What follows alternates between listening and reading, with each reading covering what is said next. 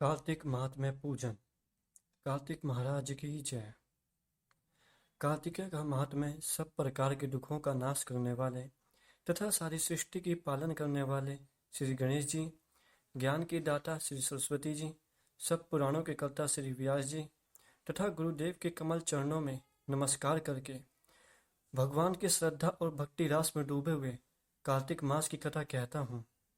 नेमि सारण्य में वास करने वाले सनकादि 88,000 ऋषि श्री सूत जी से कहते हैं कि ब्राह्मण, आप हमारी इस घोर कलयुग से रक्षा करने के लिए कोई सरल उपाय बताएं। उनका यह प्रश्न सुनकर सूत जी कहने लगे, हे ऋषियों, भगवान के चरणों में तुम्हारी अटल भक्ति देखकर मैं तुमसे कार्तिक महात्म्य की कथा कहता हूँ, जिसके सुनने मात्र से मनुष्य के सब पाप नाश होकर वैकुंठ वास हो जाता है। आप सावधान होकर इस कथा को ध्यानपूर्वक सुनिए। बोलिए कार्तिकेय महाराज की जय।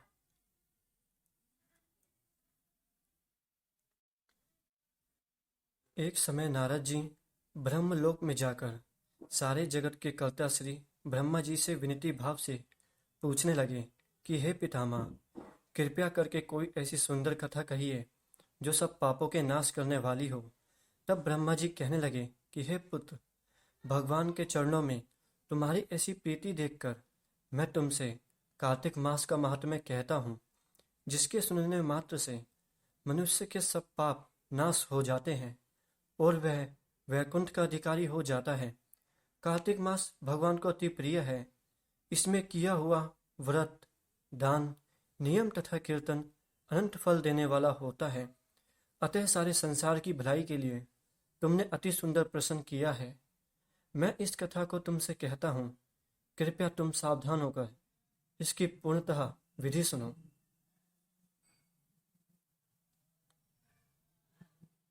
व्रती मनुष्य प्रातःकाल ब्रह्म मुहूर्त में लगभग 4 बजे उठकर शौचादि से निवृत्त होकर 22 उंगल लंबा सुगंधित वृक्ष का दातुन करे।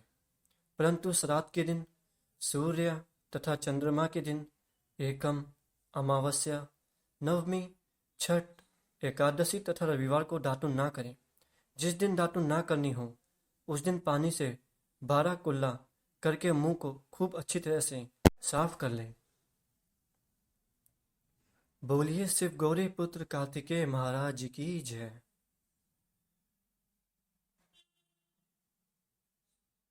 जब 2 घड़ी रात्रि रह जाए तो काला तिल, चंदन, चावल, फूल या कुसा लेकर तालाब, कुंड, नदी या संगम तथा किसी तीर्थ स्थान में जाकर भगवान से प्रार्थना करें कि हे भगवान, आपकी और श्री लक्ष्मी जी की प्रसन्नता के साथ के लिए मैं कार्तिक मास में स्नान करूंगा।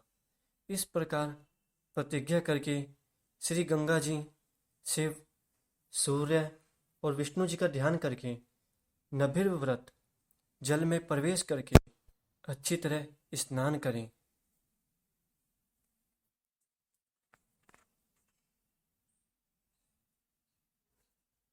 बोलिए कार्तिकेय महाराज की जय। फिर जल से बाहर आकर ऋषि और पितरों का तर्पण करें।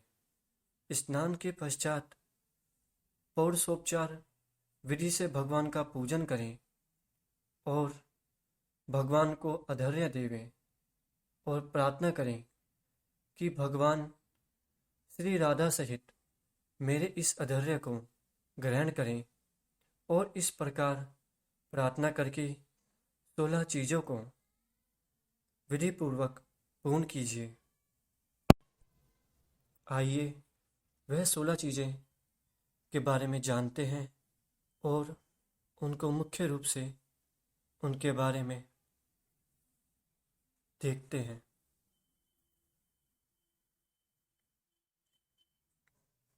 बोलिए शिव गौरी पुत्र कार्तिकेय महाराज की जय।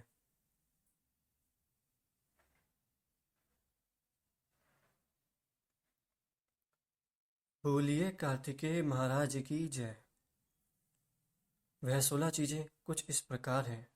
पहला आह्वान, दूसरा पाग, तीसरा अधर्य, चौथा आचमन, 5वां स्नान, 6ठा वस्त्र, 7वां चंदन, 8वां अक्षत, 9वां पुष्प, 10वां धूप, 11वां दीप, 12वां निवेद, 13वां तांबूल, 14वां पूगीफल, 15 दक्षिणा, 16वां नमस्कार। भगवान की मूर्ति अर्पण करके तुलसी मंजरी से भगवान का पूजन करना चाहिए। इसे षोडशोपचार पूजन कहते हैं।